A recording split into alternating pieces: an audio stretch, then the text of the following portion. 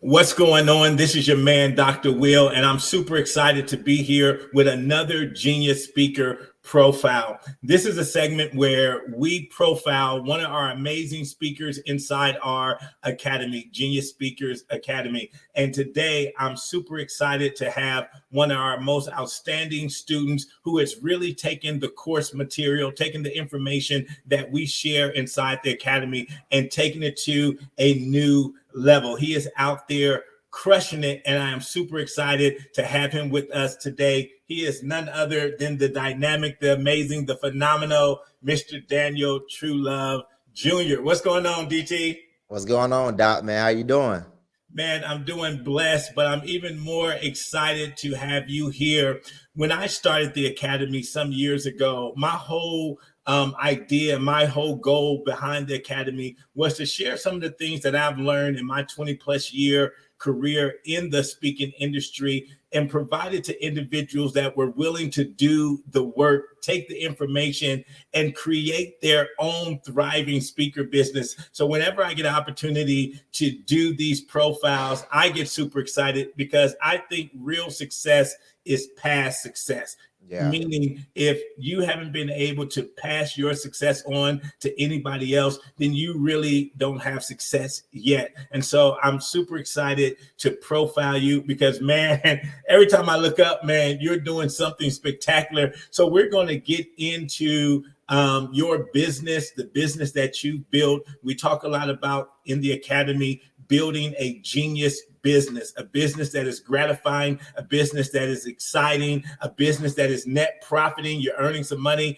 a business that is innovative, a business that's unique. It means it's uniquely yours. You built it the way you like it, and a business that is systemized. That's what gets you the continual business, and that's what provides the freedom. But I want to take it back just a little bit, kind of talk to people about your upbringing, and then we're going to bring that into how you were able to create your story and then build out your speaker business. So tell us a little bit about Daniel Truelove Jr. Well, my upbringing is one to where, first of all, thank you. I appreciate this opportunity to be profiled with all the amazing things that you're doing with the Genius Speakers Academy and also all the other amazing speakers that you have as well. And so I'm excited about, just getting the opportunity to share about the business, but also share my story as well.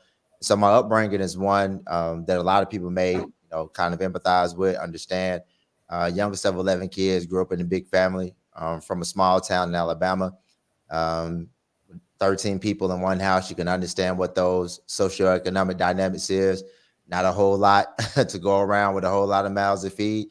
And, so that was pretty much, the upbringing. It kind of got, even more, challenging when it wasn't just like money issues and things like that.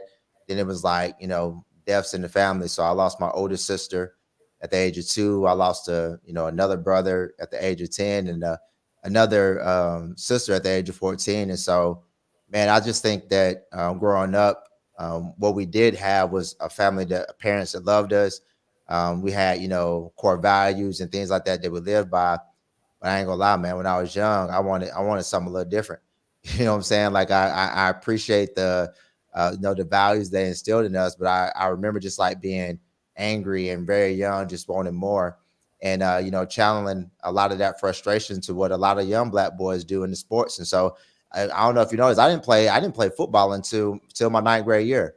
I was a baseball guy first, and I was all basketball at 14, 7 days before my ninth grade year. I was 7 days, but yeah, before my ninth grade year, my sister passed away, and that's when I picked up a football because I was pissed off, I was mad, and so I needed a place where I could legally go and let off my frustration and anger and all that.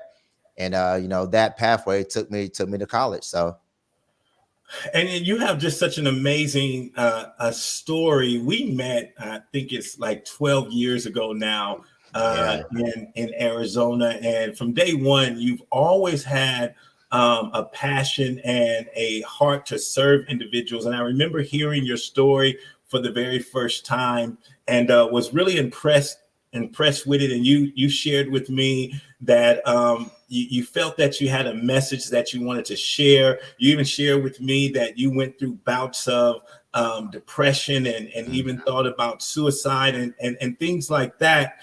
And I remember when we first started working together, I shared with you, I said, Daniel, that's good and all, and people, will hear you and empathize with you. But if you really want to be successful in the speaker business, you got to really create a business. And we talked about, gone are the days where, there was a phrase where it says your mess is your message, and take your pain and turn it into profit. And long gone are those days where you can just get on stage and, give a sad story, because at the end of the day, 95% of us out here in the speaking arena have that story, right? Whether it was raised in Compton, whether it was raised in Alabama, whether it was raised by one mother, whether it was having 28 siblings, all that kind of stuff. That story is out there. And businesses and corporations and schools and associations, they've gotten a little bit more savvy. And the reason why is because the audience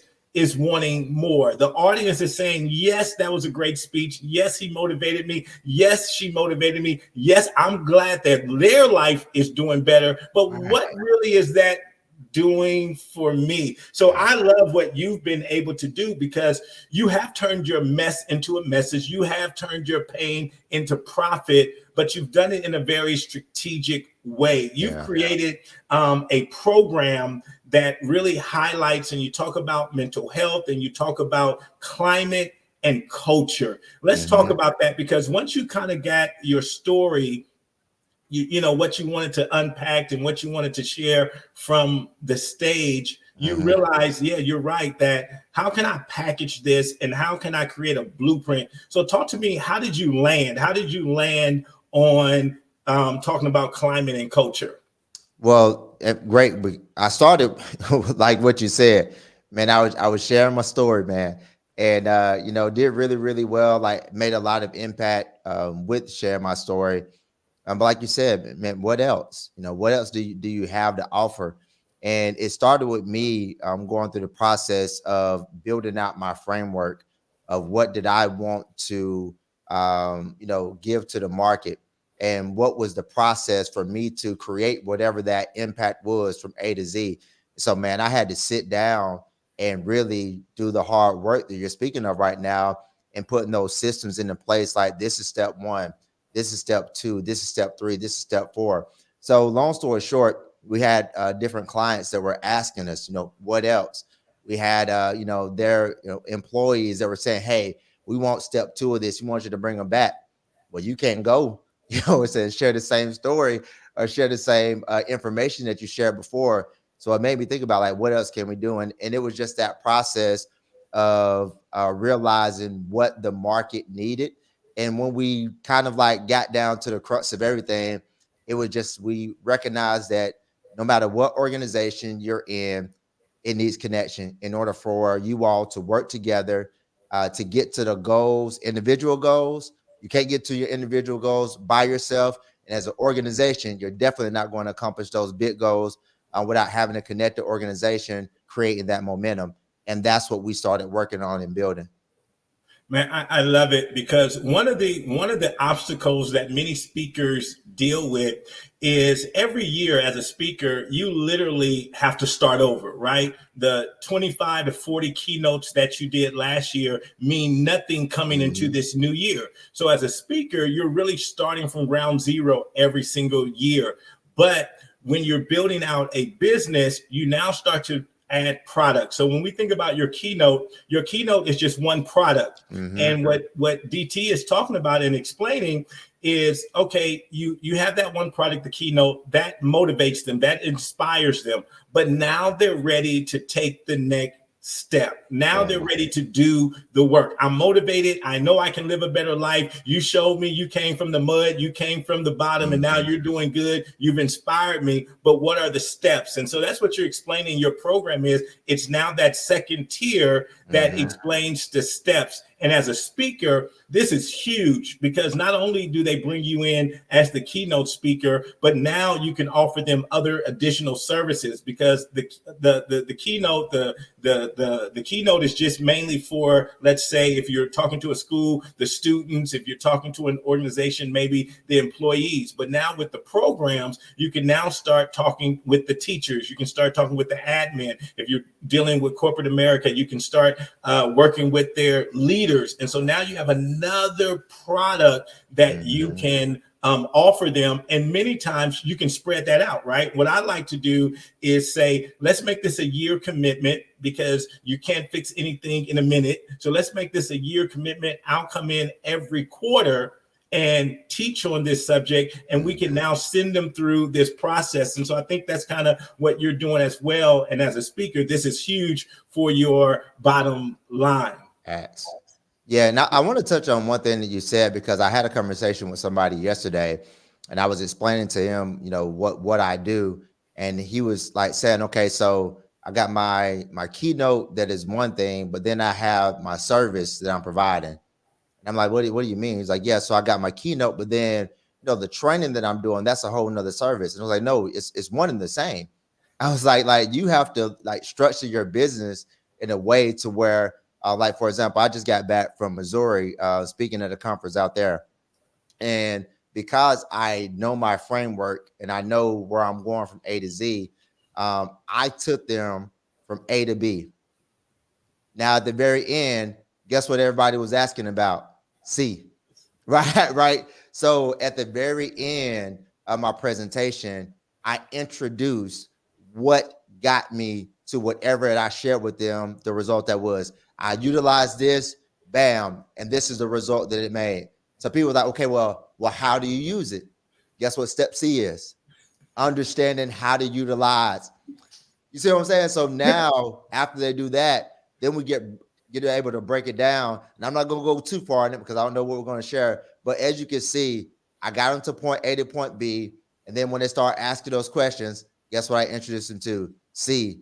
And when we get done with that, we're going to continue to go down through this process until we get to the very end, to where they all know how to utilize it to the best of their abilities to make sure they can create change. Yeah, I love it. As much as I hate to do this, I got to give some props out to Apple. I'm an Android guy, but I got to give props out to Apple, because they do exactly what you're talking about, right? You buy their phone, you got to use their plug. You get their phone, you want to use their Mac. You get their Mac, you got to use the iPad, right? They make all of their stuff interchangeable, interconnectable, right? And that's what you want to do with your keynote. Your keynote wants to tie into your program. Your program wants to tie into your back end coaching, your back end consulting. And so I love the idea of what you did. But then you did something that I truly love. No pun intended. You wrote this amazing book called Trey and Mackenzie Make Friends, and talk to us about how you came up with that book, but how it's opening up doors for you to get speaking engagements as well. Well, the truth of where I came up with the book is not probably what most people would think from. It's a character education book, but more so the reason why I wrote it was more personal than it was from a business standpoint. I've shared before some of the details, but I was 5 chapters into an 8-chapter book called The Shift. And in the middle of writing that, I was here in my office that I'm at right now, and I hear this directive for me to go away. Now, meanwhile, I released this book on my birthday, which is July 11th of 2023. I get this directive in May. No, it was the beginning of June. So that means I had all of 1 month and 10 days, somewhere around there, to write, to illustrate, to produce, to find, publish it. It was so many things that I had to do within a very, very short amount of time. But long story short, where the inspiration came from is my personal journey with me and my wife. We've, been married for a little bit over 3 years. We've been, trying to, have kids, and it hasn't been successful up until this point. And I hear this directive that was make this book, call it Train McKenzie, Make New Friends, about character education. And those are the names that we picked out for our kids. And so the success of it, I believe, is because of the divine inspiration, number one, but also the focus of it is, character, and letting educators, students, parents know that your kids don't have to compromise their character in order for them to, be who they are, but also to make build relationships. Man, I love it. And that divine unction, it proved itself right because your book has been a huge success. I want to say you're in Walmart now. Well, what are some other places you're at? I don't know if you got into Target yet, but I know Target.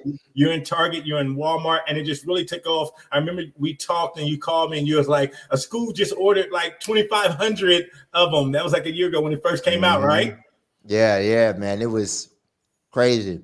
Because like I Yeah. said, I had no initial thoughts of writing any children's book or anything like that. But it was like a month or so after. So because it was August, yeah, a month or so after I released it, a school district ordered 2,500 Wow. books, and honestly, it's the biggest check that we've ever received in our speaking business, and it wasn't us speaking. Right. Take that into consideration.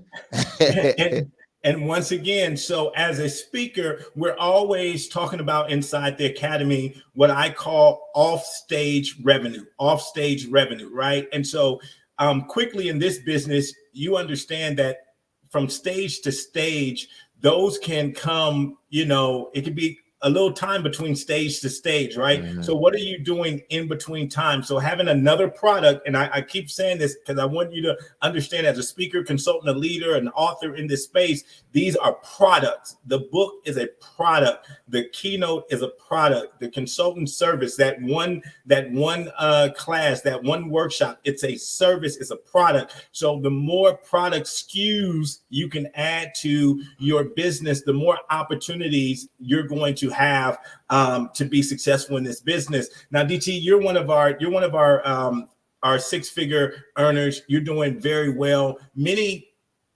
speakers, they struggle, and one of the reasons why they struggle is because they just don't have a model. They don't have a system to follow, right? They're just out there flapping in the winds. And so with the academy, we really focus on taking you through what we call the 10M speaker success formula. And inside of that, we have a concept because a huge part of it, a huge part of you being successful in this business is making a name for yourself, standing out, market perception.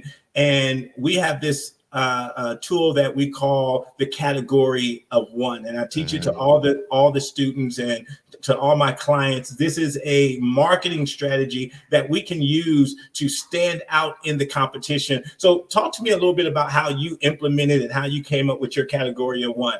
No, absolutely. And I would like to put two things together. I would like to kind of anchor the last point that you made and then transition into what we're talking about now. You mentioned having, different products and SKUs, but your products should be and like come from the same root. You shouldn't have an apple tree, then an orange tree, then a pear tree. It's like it's off brand. Like if you went into an Apple store and you saw an Android phone, they'd be like, "What in the world is this doing here?" So make sure that even though you are offering different products from what you do, it should all be in the same vein. There shouldn't be anything that should be off brand from what you're doing. And so for me, my category one, as he mentioned, well, I'll start back. I started in the mental health space. So mental health, going into schools, organizations to speak about, different challenges that they're having. And as I kind of got in and understood the landscape, a lot of the challenges that organizations were facing from a mental health standpoint were stemming from relationships. So you did this on the job, and now you're disturbing my peace at work. Now my mind is off, and it was all relational things. And so I realized that a part, even underneath the umbrella of what was our mental health stuff, is this aspect of relationships, and just learning more about that specific thing. I started thinking about what can I do to be more equipped to be able to impact the relationships and impact organizations. And so I went and got certified in what I call, not what I call, but what is called DISC, which is understanding the personality, and behavioral traits of individuals, and what causes the tension and the friction. And man, this climate and culture, I realized that is my category one. And even with my book, it's Trey and McKenzie Make New Friends, but it's underneath the Character Culture Academy. So everything that we do to impact organizations is all about how can we make a difference on organizational climate and culture that's positive. And man, I love that, because as we talk about in the academy, what I try to get individuals to understand is that you want to position yourself as a solution. You want to position yourself as a problem solver. When you're talking to schools, especially schools that one of the things that they have to do is justify hiring you. And so we're in one of those industries, DT, where they don't need us until they need us, right? Nobody's waking up saying, oh my God, I need to hire a motivational speaker. No principal is saying, oh my God, let me get a motivational speaker in here. Let me get a speaker in here to change this climate around. You really have to prove your value, and they have to prove to their board and to their superintendent that, no, we just didn't invest this amount of money on a person to come in here and get us motivated, that they are really changing the bottom line. And so for you speakers out there, I really want you to think about, what problem are you going to solve? What difference? So for instance, if we're talking about the school systems, let's say they have a problem of retention of teachers. They have a high volume of return. Can you fix and solve that problem? Like what DT, are they quitting because of mental health? Are they quitting because they're just stressed out? So he comes in as a solution. If you're losing teachers, I can help you retain teachers, right? Let's say they have poor graduation rates. And so now they have a lot of students that are dropping out. If you can help them keep the students in the classroom, that helps their bottom line. When they don't have students in the classroom, they're losing out on money. So I want you to think about that. When we go to corporate America, the bottom line. Are you going to make their salespeople better? Are you going to make their managers better? Are you going to make their employees more efficient, effective? What are you going to do to solve a problem to help them? So DT, I love what you're doing. Can you talk a little bit about that? No, absolutely. One thing that I would like to say is that you mentioned that they have to justify why they bring you into the organization. So that means that they're not going to bring anybody into that organization that does not offer more value than what they invest. And so if I, bring in a 5,000, 10,000, 20,000 because you teach within the, the academy, how to scale and how to charge more for the services and how to really value yourself. You're a high value speaker. So you're not looking for anybody to come through this course and, still, 5 years from now, you're getting $5,000 keynotes. Like, come on, sometimes you got to get off the milk and graduate to some real food, right? And so with that same thing, you have to make sure that you're providing an immense amount of value and understand the value that you provide before you get on the phone or before you meet with them. And so when you researching your data, like, you should know without a shadow of a doubt, I have the answer to your problem. That should, let's say, standing on business, that should be the business and the assurance and the approach that you have, the demeanor and all that as you walk into there. And so what are the things that you can go and find? Like you said, the graduation rates are, whatever they are. The attendance, they got low attendance rates for the certain amount of the certain demographic of students you serve, or, the retention has dropped over the past 5 years. And you see this and like, wait a minute, I solved this problem. So as you go in there, you have to have an extreme amount of confidence that, hey, not only do I solve it, but you have to paint the picture for them, because everybody's going to have buyer's remorse. You get in there, you start talking about 15, 20, 75,000, $100,000. Because when you talk about these year-long, deals, they get up there, right? So when you start talking about that type of stuff, there's going to be some buyer's remorse. So how do you sink that anchor in there that, no, like, you can't afford to move on without partnering with me, because your organization, if it continues on the trend that it's on, it's going to continue to go down. And so for me, man, what we've done is just that. We've realized that how do we connect data to the products and services just to be able to increase the value that we offer into the market. and therefore we're able to consistently do the work that we do. Man, I love it. I love it. And you used two words that are music to my ears. You said data and research, right? Mm-hmm. When you want to really establish yourself as an expert in your industry, in your field, those are two words that's going to be valuable to you, because especially in the school arena and the corporate arena, that's their language, right? Mm-hmm. What's the data and what's the research? The research is going to show your expertise. So as an example, when I say I've interviewed over 200 principals, and here are the top 5 problems that they're faced with right now. When I show that research, when I show that data, the numbers, 80% of principals say they are faced with this problem. 80% of principals say this is an obstacle for them moving forward. When I can tell them that 75% of their employees surveyed said your company culture is lacking ...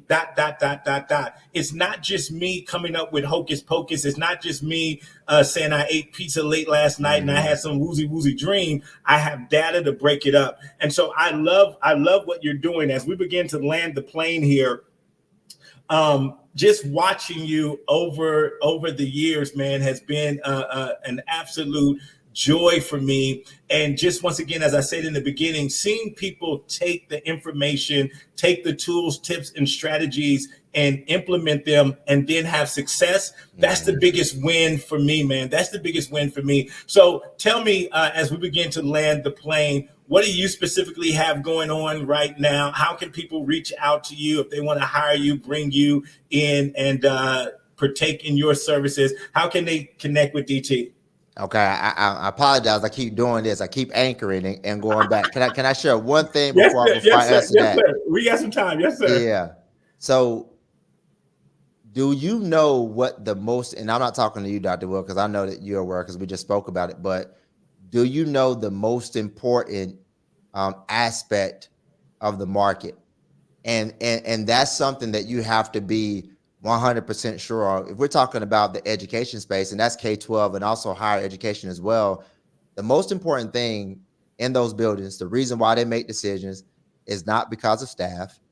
It's not because of, can you see me? You there with me? Mm-hmm. Okay, it's not because of staff. It's not because of students. It's not because of central office. It's data. They're not going to make a decision that doesn't move the needle. And so when you look at this and you realize that, hey, we did this, we implemented this program because it was at 30% and we're looking to get it to 50, that's a data decision. When you realize that retention is a data decision, when you realize that graduation rates is a data decision, the most important aspect of business is data. So now when Dr. Will says earlier that it's not just all about, the motivation and everything, motivation isn't measurable. You know what I'm saying? Like, measure how much of an impact that motivation had on my employees. Was it 10%? Was it 5? Was it 100? And if I can't answer that question, then I can't, prove, or I can't, verify why I'm making this particular decision. So that's why you have to move away from things that are not verifiable, things that don't have any analytics and data. You got to move to get more deeper in the weeds for how you're specifically moving the needle, and then proving I can actually make a 20% impact or a 40% decrease in X, Y, and Z.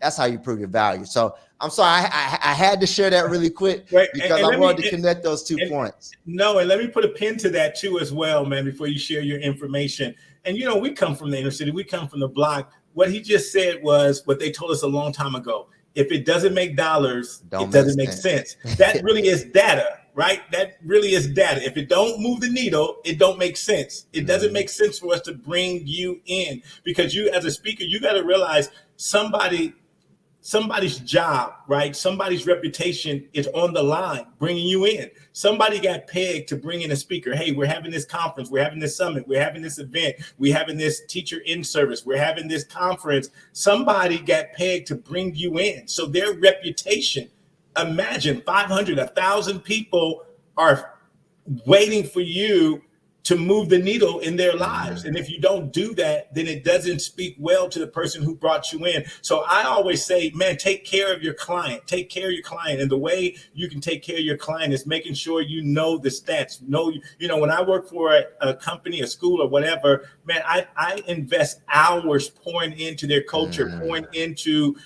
what they want to do, what metrics and what they have done in the past. So when I get there, one of the things that I love for organizations to say, man, it felt like you worked for us. It felt like you're part of the team. It felt like, man, do you work in our school district? It's because I've done so much background research and collecting data so we can be a benefit. And so thank you so much for connecting that. All right, DT, tell the people where they can connect with you, how they can follow you, how they can get some of that good DT going on in their life. I want to say one more thing, but I'm just going to answer your question. No, go ahead, man. We got time. Are you sure? Yeah, we ain't got no commercial breaks that we got to go for, man. This is my show. You'll never be a millionaire speaker doing one-offs. Singles are not going to get you the money that you want to make within the speaking business. So if you are every single month or every single year, like I had 50 engagements last year, and now you have to do 50 individual or 75 or 100 individual engagements this year, you're not moving needle forward. You're actually moving backwards. What you have to recognize is, how do I do triples? And, and it's bigger than that, because on baseball, you can only do a home run, which is 4 bases. But in business, Dr. Will mentioned it earlier, and he dropped it. I don't know if you heard it. He says, I speak to an organization and like to set up a long-term contract. And so I do 1 first quarter, 1 second quarter, 3rd and 4th. Now he has 4 speaking engagements with 1 organization. Do you think they're paying him the same rate that they would if he just was to go there and speak 1 time? No, that's a much longer contract. So I wanted to connect that too as well, because how can you, what we mentioned earlier, understand the framework that you're operating in? And so therefore you can actually say, hey, in order to accomplish this goal, I'm going to have to come here 4 times this year. And the 4th time I come here, you will actually be able to see this result. So you have to think bigger. You have to go deeper in order for you to realize the ultimate value that you're bringing. So, with that being said, I just had to drop that in there, because that's really, if you want to know how we got to 6 figures, we stopped hitting singles. That's what it boiled down to. Singles are good to start off, but Barry Bonds didn't become the best in the game by hitting singles. He had to what? He had to start hitting some home runs. And the names that in the market, no matter what industry you are, they're known for hitting home runs. They're not known for hitting singles. Yeah, and I just like with your programs, I don't want to leave people hanging, right? Because I hate when that happens. We're not selling anything here. We're just sharing information so we can give it to you. And so what he's talking about, when we talk about a year-long contract or a multi-purpose contract, I just want to give you some framework. So let's say the first thing is, you got to step out of the frame or the realm of just being a motivational speaker. You got to get them to not see you as just a motivational speaker. You got to get them to see you as a subject matter expert. And that's one of the things that we work on. That's the category of 1 that helps position you. We talk about the PAM formula that talks about your positioning, your advantage, and your marketing. And so you can be seen as the go-to person. That's the person that's going to get the most money. So now when I come in and DT comes in as an expert and we say, listen, this is not a Band-Aid issue. We just can't put a Band-Aid on this problem. If you have a culture problem, it's not going to be solved by me just coming in saying, kumbaya, let's hold hands and have some hot chocolate, right? We got to do some assessments. We got to do some research. I got to do some surveys. So what I like to do is say, okay, in phase 1, we're going to do this. Phase 2, we're going to do this. Phase 3, we're going to do this. And see, in corporate America, in school, they understand that language. Because that's how they got trained. That's how they learn. So let's say when I say I'm going to come in 4 phases and we're going to kick it off. We're going to do, if I'm in corporate America, we're going to do your kickoff of the year. Come on, let's make this an amazing year. And I'm going to come in and work with your leaders. I'm going to come in. We'll do something special for your employees. That's phase 1, quarter 1. Quarter 2, we're going to come in for your tune-up. I'll come back in, boom, boom, boom. But just so you can see the money part of it, if I charge them $25K for each quarter, that's a $100K program. And so now I only need 10 of those. Mm-hmm. If I do 10 of those, that's $1 million. Boom. You see, just like that, versus what DT was talking about. If I'm only getting paid 10,000, 15,000, how many times do I have to do that? I got to do that 100 times. Mm-hmm. I got to do that 100 times. And so I know in the marketplace, there's a lot of people saying stuff, but all you got to do is, pull out this old trusty calculator. And once again, if it doesn't make dollars, it doesn't make sense. And so if I'm charging 10K for my keynote and I'm trying to get to 100, if I'm trying to get to $1 million and I'm trying to get to $1 million, right? And I'm charging 10K, I got to speak 100 times. I got to speak 100 times. And we didn't talk about this, but the work that it takes just to get one. So if I have to secure 100, how many corporations, organizations, churches, colleges, schools do I have to talk to secure 100? Right? That's 1,000 easily to get the 10%, 1,000 easily to get to the 100. Well, then you don't want to do that. That's not what we call an enjoyable business in the Genius formula, right? And so, boom, learning how to secure gigs, right? You got to keep the lights on, get on first base, second base. But to the point, batter number 4, you want to be hitting a home run. You want to be closing one of those 50K contracts, one of those 100K contracts, one of those multi-year contracts, so you can have a sustainable business where we talk about not starting over again and again and again from ground zero. So when I go into the new year knowing, okay, we still have this contract that's rolling over. I know initially my first 90 days, I have at least $80,000 of operating income that we can deal with. Now I can breathe a little bit. And it talks about what DT talked about. You can serve with excellence because now you're not desperate. Everybody smell a desperate speaker. They one of my mentors, Miles Monroe, he taught us, he said when he got into the speaking arena, one of the CEOs, when he pitched to them his price, they told him, they said, we spent more on the breakfast than you're charging. It was at this big conference, and he said, I'll come in, I'll speak for $2,500. And they said, we spent more on breakfast. Our leaders aren't going to respect you if they're making 10K a month, they're making 15K a month, and you come in here making pennies. They're not going to think you're a subject matter expert. And so he called, matter of fact, he said he called Les Brown, and Les Brown told him, he says, man, if you charge anything less than 25K, I'll be disappointed in you. And Mal says he told the people 25K, they didn't bat an eye. They said, where did we send the check? And from then on, he understood that the value that he was bringing to the marketplace, it commanded that type of fee. Yep. So DT, thank you for bringing those things up. All right. How can they connect with you, man? How can they reach out to you?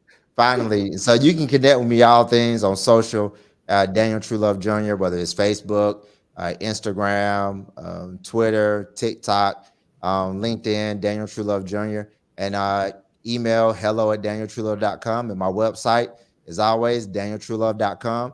You can go there, check out my programs, and get connected with me. And looking forward to partnering with anybody that's looking to have some culture, some climate changes, and build some character within their young minds. So thank you for your time today, Dr. Will. We got to do this again, baby. Man, I appreciate it, man. Yeah, we may have to make this a segment, man.